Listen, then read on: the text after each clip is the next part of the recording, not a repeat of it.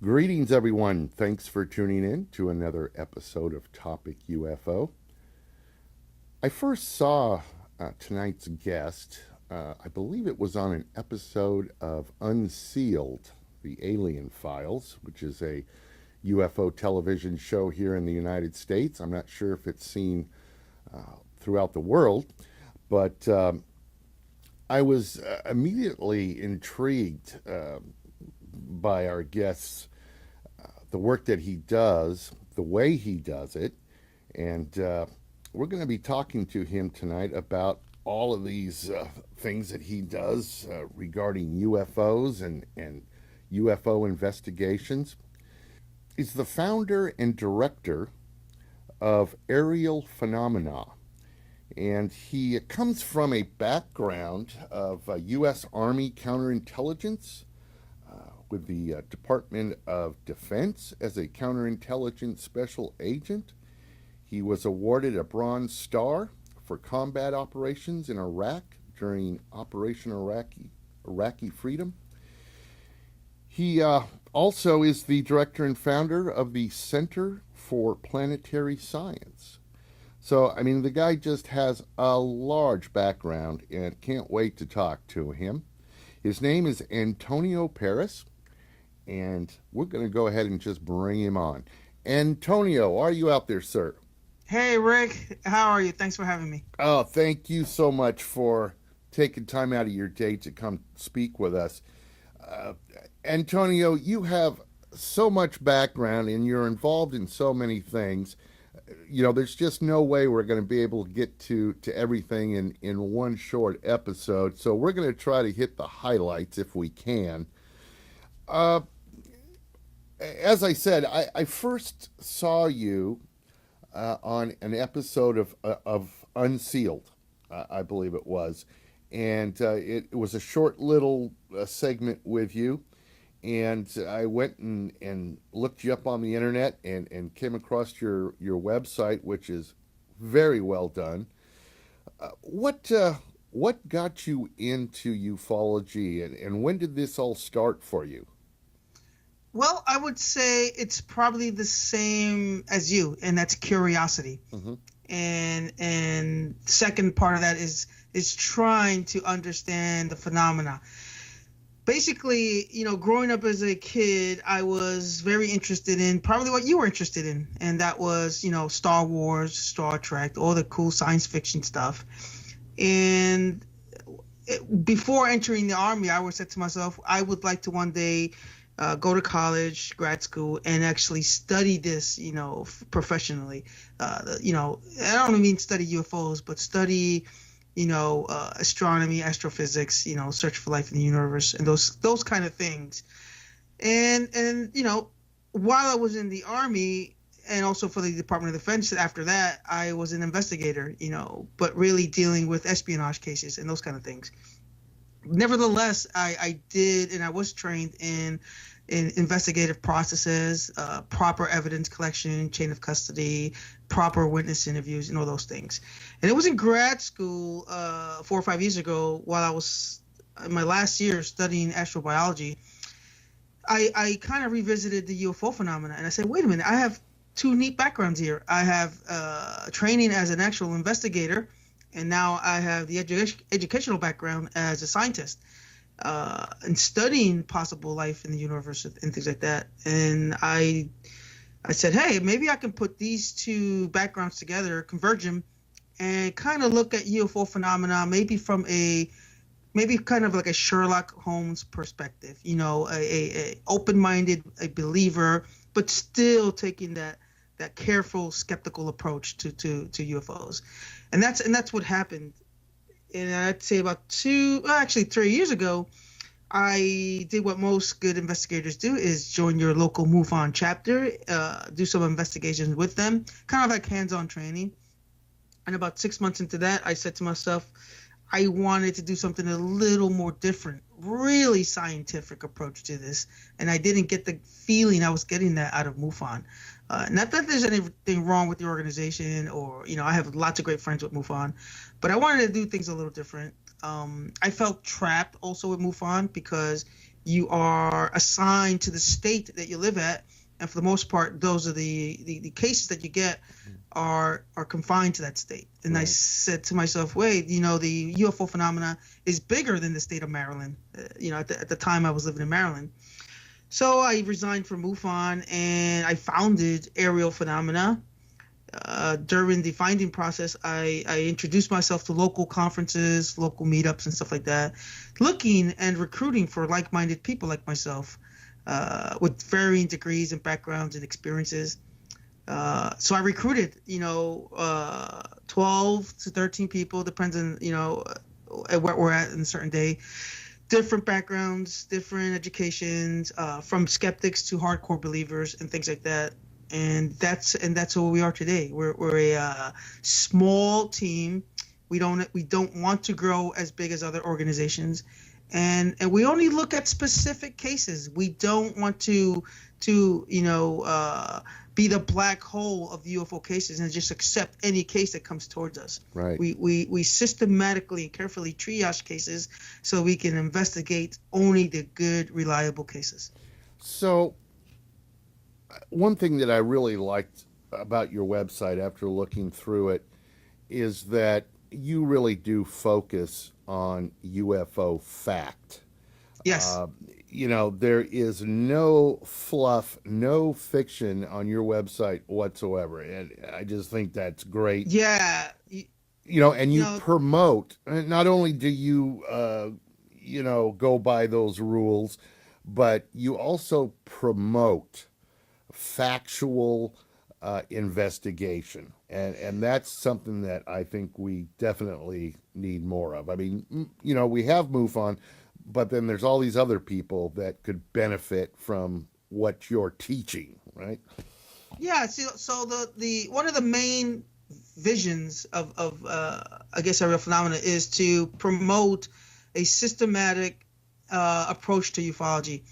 I don't think, speaking as a scientist and as a professor of astronomy, I don't really think you can study the UFO phenomena completely from a scientific perspective. You can use tools and some of the processes that we use in science to look at the phenomena, but unfortunately, there's a lot of organizations out there that proclaim and mislead the believers that they are a scientific organization, and that really is kind of a bad marketing scam. When you look at the scientific method, there's a whole process involved from stating the problem, formulating a hypothesis, et cetera, all the way to reporting your results. In the UFO phenomena, it really stops at maybe observations and maybe designing some experiments, but you really can't build a hypothesis because you don't have any actual physical evidence to conduct experiments, to design experiments based on that, let's say a crashed UFO or the body of an actual extraterrestrial. So you really can't interpret data if you don't have the actual collected evidence. So where does that lead us? We can maybe do some, people do sky watches. They do a lot of interviews. They do some photo forensics videos and stuff like that. But that's where it really ends. Unfortunately, and you just mentioned this, there's a lot of websites out there that sensationalize ufology and kind of gives it a bad fictional name. Right. Unfortunately, Antonio, and I'm just going by the analytics from this little show that I do. Yeah. People, the rank and file out there, they seem to gravitate so much more to this fictional nonsense than they do to the factual, Well, because it's easy to cherry pick what you want to believe and kind of stay away from the things that make kind of, unbalanced personal biases. Mm-hmm. So you go to any conference, and sometimes I do this by mistake, is that a lot of presentations, a lot of, ufologists, et cetera, present their findings or their topics, so in a sensationalized format that it's meant to, to bring in that audience, emotionally to it sometimes. Mm-hmm. But at the end of the day, you can have, hundreds of conferences out there, but that's where it stops. There's real, I'm doing this because I think there's something going on. I wouldn't be wasting my time if I didn't think 0.01% of reports out there might be of extraterrestrial origin. Right. But if you look at all these websites out there, they're not really that dedicated to scientific. They're more sensationalizing, and you'll see all these cheesy photos of UFOs, cheesy photos of alleged extraterrestrials and things like that. And that, you put all that together, and including the media and Hollywood and all that stuff, the term UFO has now become synonymous with extraterrestrials, even though the word unidentified in itself means unidentified. Yes, correct. Well, let me ask you, these websites out there and these television shows that do push this non-factual data, now they do bring people into the subject. Yeah. So I don't are they think... completely bad, or do we need them, or should we get rid of them completely, or? I don't think it's non-factual data. I think people are seeing things. It's being reported, and in some cases, people have a cheesy photo or video or something.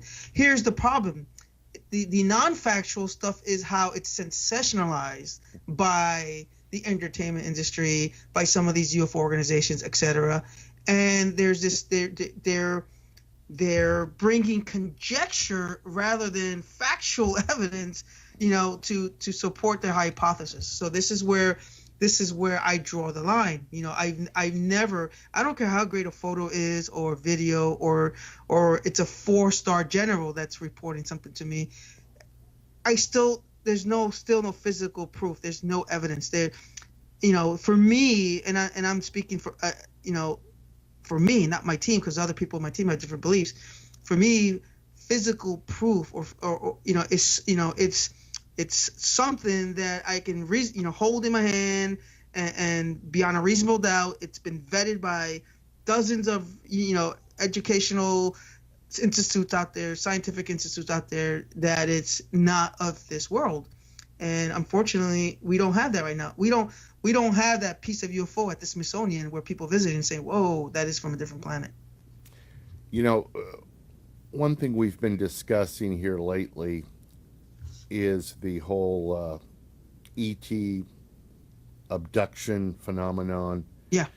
And, it begs the question, if you believe that UFOs exist, and if you believe that UFOs come from someplace other than this planet, then you must believe in extraterrestrials, right? Or not. You know what I'm saying? It's almost like I have a hard time with the whole ET abduction phenomenon. Yeah. I have a hard time believing that one. There's so many, here's my theory. Here's my opinion of alleged abductions. First of all, we rarely do them here at Aerial Phenomena, and that's for one reason. Nobody in my organization is a trained, or for that matter, a licensed psychiatrist or healthcare professional. I find it very disingenuous and unprofessional and unethical that there are organizations out there that take advantage of these witnesses that claim to be abducted for entertainment purposes. And then you throw in the pseudoscience like hypnosis and false memory. Those things I think are very unethical. And I've had my experiences with a couple of alleged abductees, and these people need help from a licensed psychiatrist or whatever you want to call it. They have come up to me crying. They have come up to me saying that they want to commit suicide. They have come up to me that they've been raped or taken from their homes, and all those things you put together are things that are beyond the scope of UFO investigator. I don't care if you have 30, 40, 50 years investigating UFOs. Unless you're a trained professional, you have no business in you can interview them, but that's where it stops. Right. Because here's the issue. We've had people call us throughout the night saying that they wanted to commit suicide. They couldn't take the pain anymore, and I would say, okay, I need to call 911. I don't need the police knocking at my door at 3 a.m. and say, "Do you know this person?" And then I say, "Yes, they committed suicide," and I could be held accountable for that, legally and liable. I don't want to be in a lawsuit where, well, if this person was having issues, why didn't you report it to local officials, etc. And it's heartbreaking that I see a lot of wannabe psychiatrists out there. They're not legally licensed to talk to these people, and I'll tell you straight out, MUFON does it all the time. And they'll do these pseudoscientific experiments, and I just think it's really dangerous, and that's why aerial phenomena does not even go there. Well, I've even heard of people doing hypnotherapy type of processes on alleged abductees over the internet via Skype. Oh, between countries. There's more evidence. There's more evidence and published papers that hypnosis really does more damage and brings false memory than it does to help bring back memories. So that in itself is just it really taints the evidence and the chain of collection process. And I don't go there. It's just plain and simple. It's unethical. And here's another one.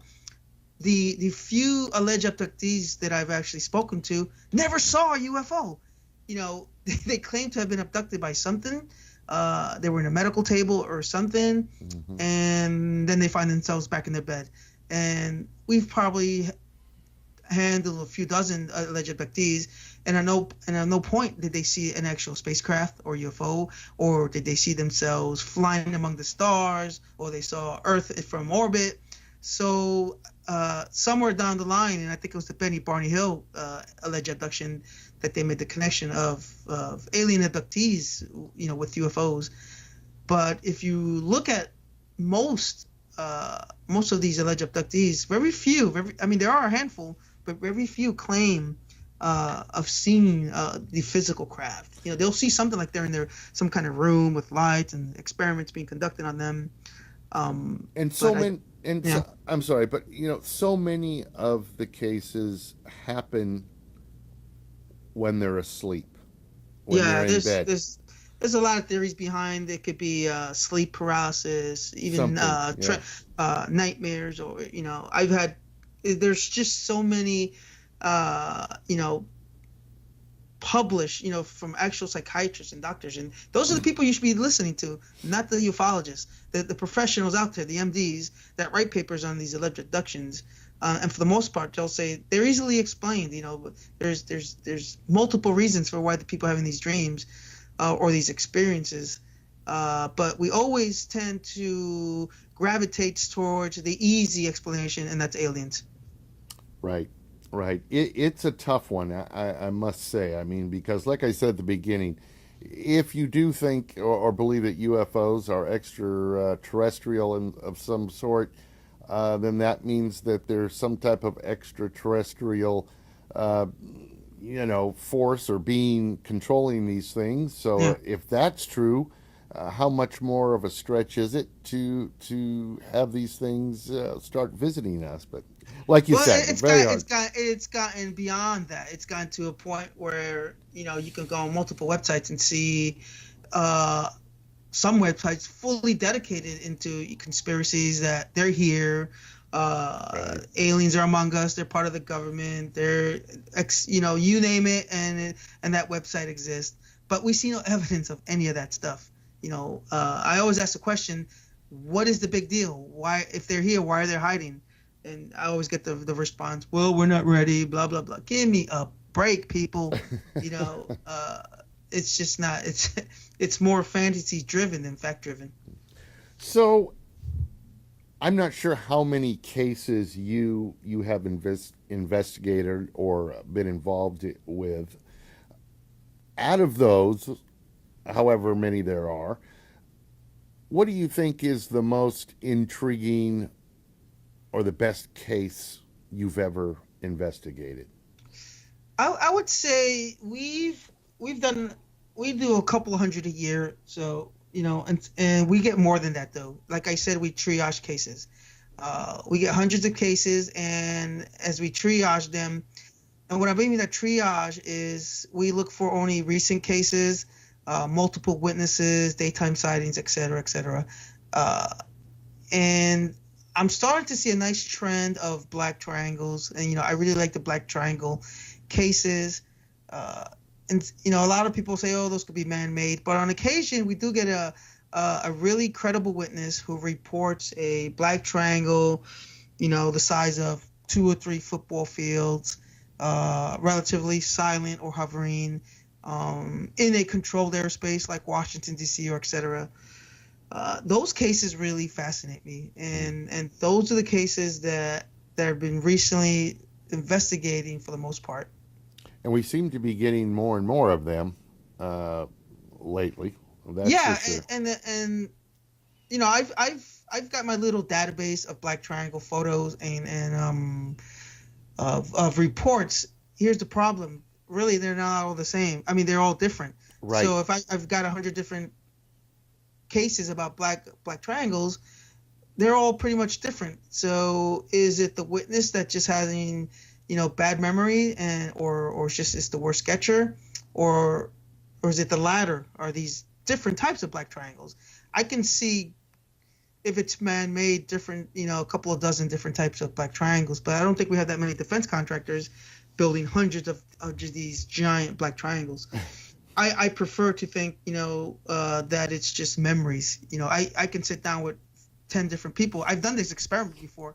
I'll sit down with 10 people, show them a UFO, and then an hour later I'll ask them to draw it, and I'll get 10 different drawings. That's just the way. That's how bad memory is. I had a colleague once tell me that the eyes are the worst cameras in the world. So we have to be careful with witness testimony. I think, I know that police agencies have done lots of studies on eyewitness reports, and it's amazing how much they actually get wrong. When it's in a controlled situation, and they This is why we have an interview process where we try to ask questions that are not interrogatives, straight up questions. We'll ask questions, and it's a couple hundred questions, because we don't want the witness to start coming up with whatever they want to. So for example, we'll ask a question like, what was the shape of the object, rather than was it round or was it triangle. So it's really, the questioning is also very important when you're sitting down with a witness.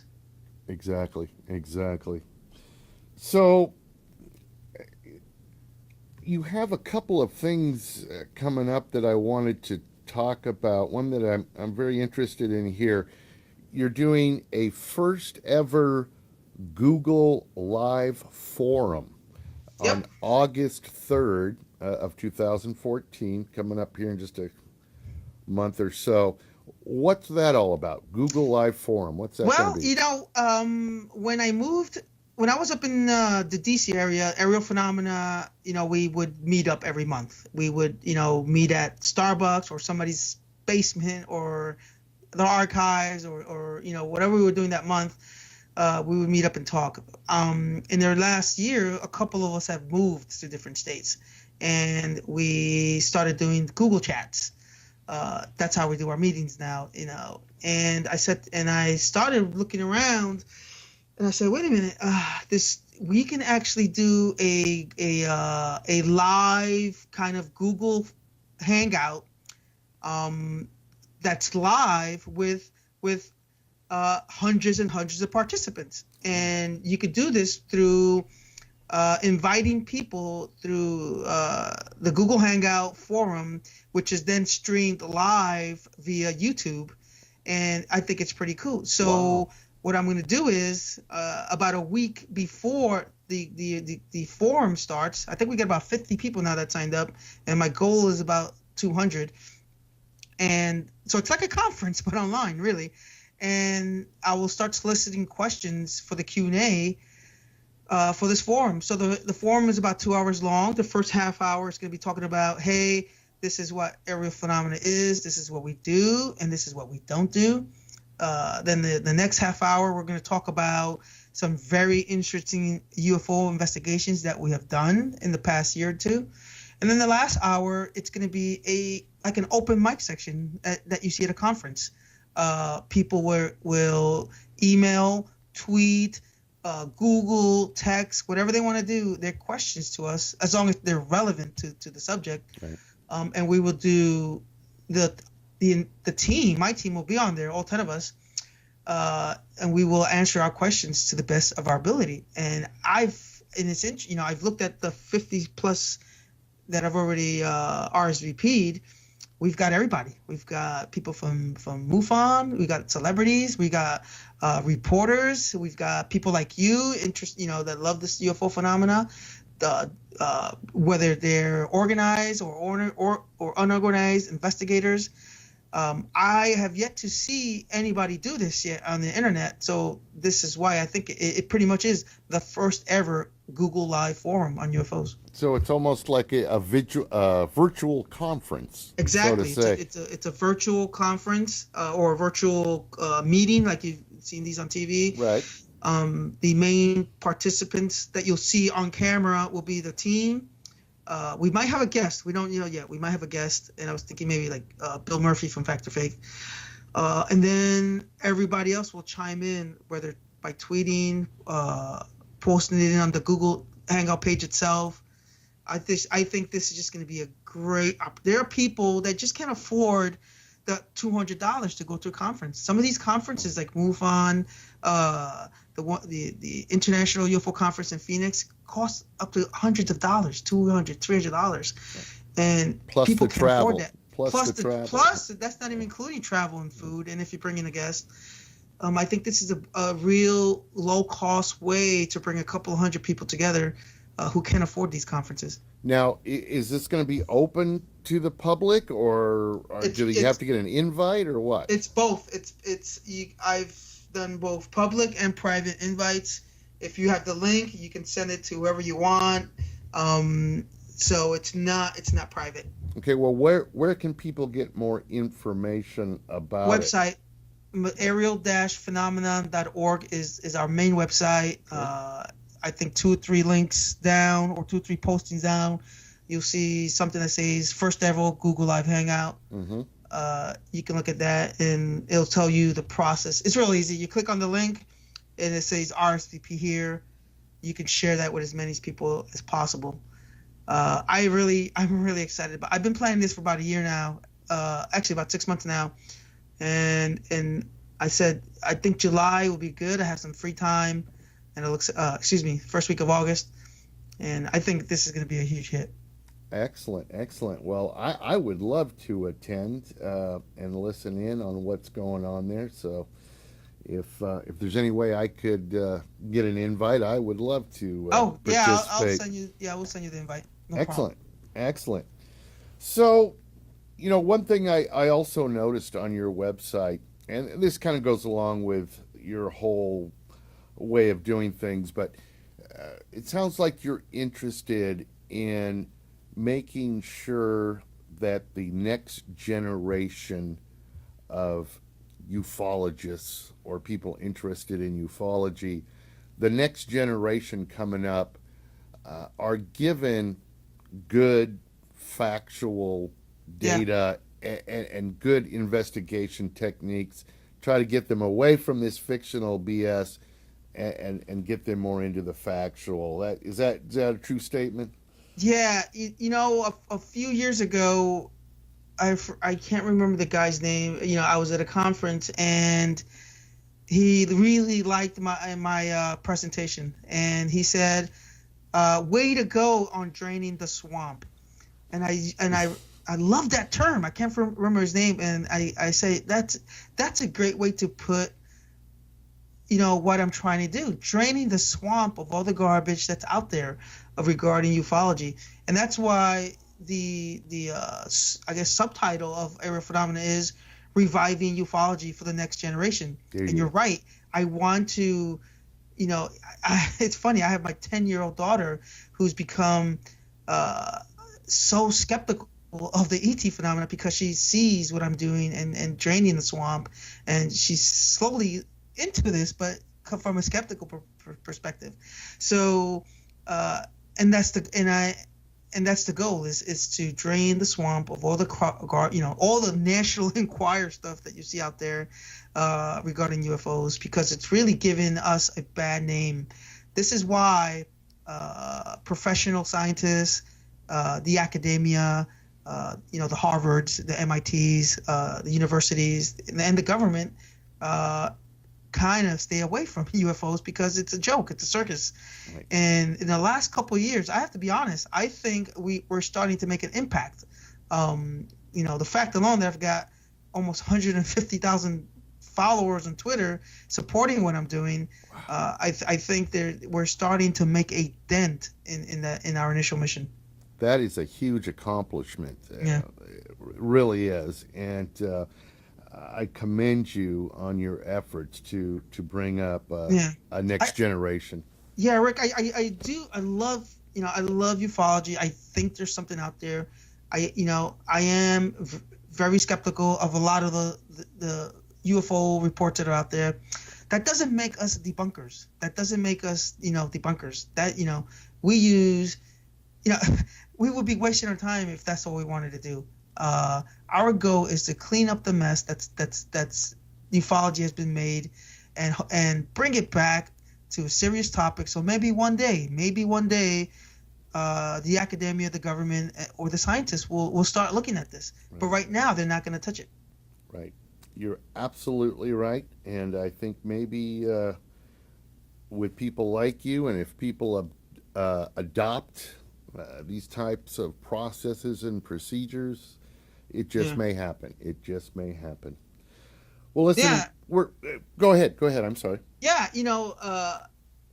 and that's also why I wrote my 2 books, Aerial Phenomena, Space Science, and so far the reviews have been great. It's the books are for people who love this topic, but they want to understand it from an actual investigator and a scientist. What's his perspective on what's going on, and that's why I wrote those books. Right, because now you have some classical training behind you. This is not something you just kind of made up, right? No, this is not. I just woke up one day and wanted to chase UFOs. This is years of. This is 10 years in the making. 10 years of me learning to be an investigator, doing actual cases, real world cases, of putting people in jail, studying for 4 or 5 years, and doing actual research on space phenomena, on aerodynamics, on spacecraft propulsion, you name it. And then a couple of more years of, I've been to almost every UFO conference you can think of, hundreds of MUFON meetings.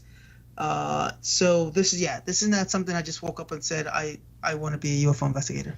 But I see here though you have a Master's of Science in Planetary Science. Yeah. Right. Yeah, I in my book, my second book, Space Science, I wholeheartedly believe that there should be life out there in the universe. There has to be something. We can't be alone. And that's my passion. My passion is astrobiology, planetary science, extrasolar planets, interstellar travel, and that education and even working now as a professor of astronomy, all that is helping me become a better UFO investigator. Excellent. Well, listen, Antonio, I really appreciate you coming on the show tonight. It was I've been wanting to have you on for a long time, so it was great Awesome. to have you here. Again, the website is aerial-phenomenon.org. Check it out. It's just very, very well done, very professional, very factual, a lot of good data there. And then, check out Antonio's books and whatever else you can about him because you're doing a great job, Antonio. Excellent. Thanks, Rick. Well, listen, it was nice to have you, and let's stay in touch and perhaps have you back on, and we'll talk a little bit more sometime in the future. Thanks, buddy. Have a good night. Okay, you too. Good night. Open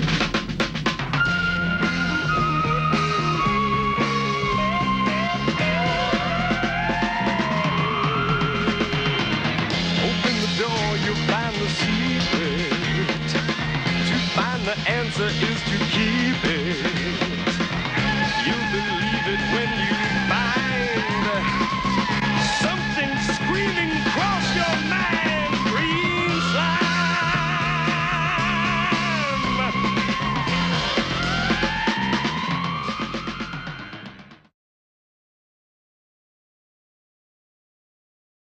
Does regarding UFOs and UFO investigations. He's the founder and director of Aerial Phenomena, and he comes from a background of U.S. Army counterintelligence with the Department of Defense as a counterintelligence special agent. He was awarded a Bronze Star for combat operations in Iraq during Operation Iraqi Freedom. He also is the director and founder of the Center for Planetary Science. So, I mean, the guy just has a large background and can't wait to talk to him.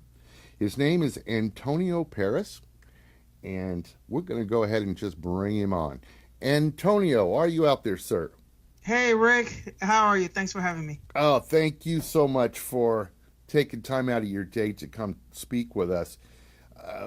Antonio, you have so much background and you're involved in so many things. There's just no way we're going to be able to get to everything in one short episode. So we're going to try to hit the highlights if we can. As I said, I first saw you on an episode of Unsealed, I believe it was. And it was a short little segment with you. And I went and looked you up on the internet and came across your website, which is very well done. What got you into ufology, and when did this all start for you? Well, I would say it's probably the same as you, and that's curiosity. Mm-hmm. And second part of that is trying to understand the phenomena. Basically, growing up as a kid, I was very interested in probably what you were interested in, and that was, Star Wars, Star Trek, all the cool science fiction stuff. And before entering the Army, I always said to myself, I would like to one day go to college, grad school, and actually study this, professionally. I don't mean study UFOs, but study astronomy, astrophysics, search for life in the universe, and those kind of things. And while I was in the Army and also for the Department of Defense.